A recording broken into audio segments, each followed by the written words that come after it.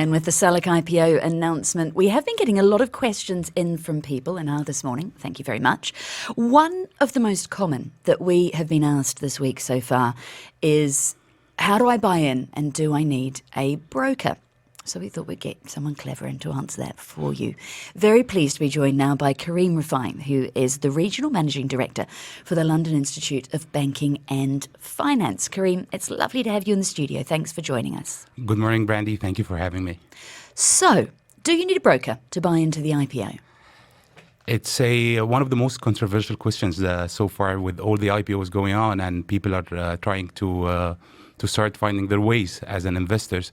The short answer is yes, you have to have a broker to help you in your investment. Okay, but with the actual buying into the IPO, though, you don't have to have a broker to buy shares in the SALIC IPO. Definitely, you can go do this through the banks, your own financial institution. You can go there and you can apply for the IPOs, but you still need to have an investor number. And that's why you need to apply for it through the Dubai financial market. Right. So let's be clear. You don't, and you can use the DFM app itself, and you can use the DFM website. Exactly. So you don't need a broker to actually buy into the IPO. No, you don't need. You need to trade afterwards. But to get into the IPOs, you need to get your investor number if you don't have one, and it's easy process. It's a minimal fees through the DFM application or through a subsidiary or listed broker or your own financial institution or the bank you operate with. Yeah, this is your NIM if you see that NIM. written down Yes. anywhere. So if you don't need a broker to buy into the IPO, should you be getting one anyway? We advise, even like if we look to it from two different dimensions. The first dimension, some people think that they have enough information. Information is the key for you to trade in general. So if you have the information, you would also still require a professional advice, a professional information from a broker, because they are backed with the researches, with a kind of information that will help investors to start beginning their relationship with the market. In reality, broker is required because, you know, some people will get into the market, they will try to follow their stock trade, and there's actually an advice we always try to tell people when they start their relationship with the stock market. We here is speaking about the beginners. We're not speaking about people who are able to trade. So if you are a beginner, you need to have two information. One from a professional advice, which you get from your broker or from your bank, because your bank have, most of the bank in the UAE and Dubai, they have their securities companies and they give you advice. They have great research functions. And the other fact is that you can start following the market online. DFM has an app which gives you a kind of a live monitoring of the stock market and the stocks prices, the closing, and the that's also will be helpful. So you have to watch out and look for your money as well. But there's two questions here, I guess, that sound very similar. I mean, when I ask you, should I get a broker, or do I need a broker, there's the logistics where once something's listed on the secondary market, you know, absolutely right. If you want to buy or sell post-IPO, physically you need a broker. And then there's the question, which is what you're answering, of do I need someone to tell me what to do? Isn't there? True. We always need someone to tell us what to do. Even if you're a financial expert or you have the information or if you have worked in, to follow the market, you would require statistics. You would require to understand the businesses, underlying businesses and balance sheets of the companies that you're trying to invest in. And that's very important analysis that it's required. And brokers through their companies, and also as well, there is a limit of safety, which is very important because it's a regulated environment.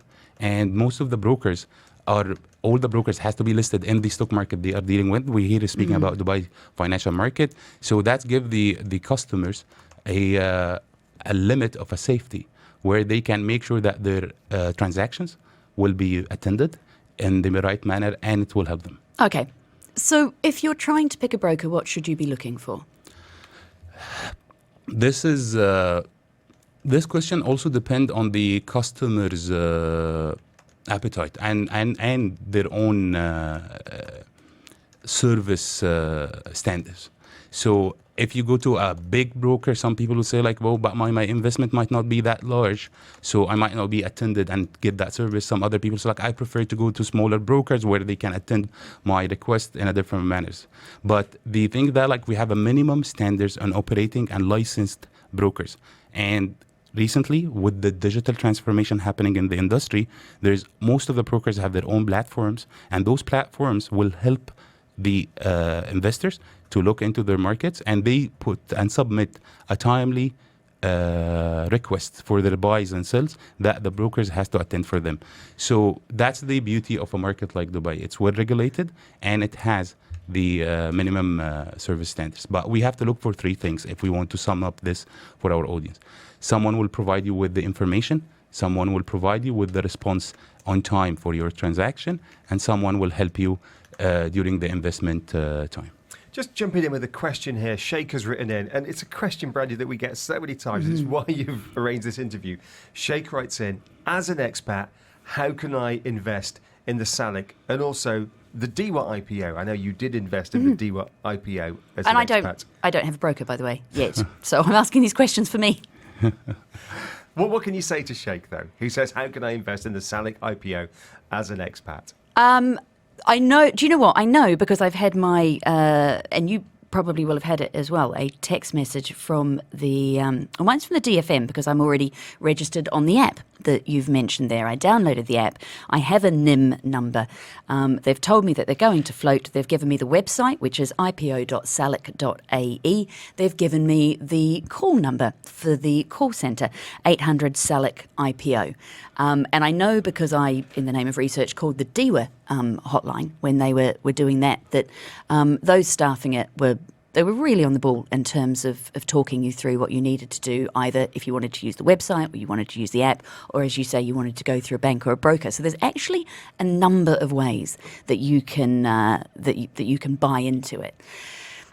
If we do use a broker, what kind of fees should you be paying?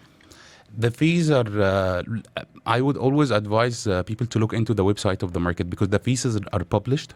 And the current fees in Dubai financial market, as an example, in total is 0.275% per transaction.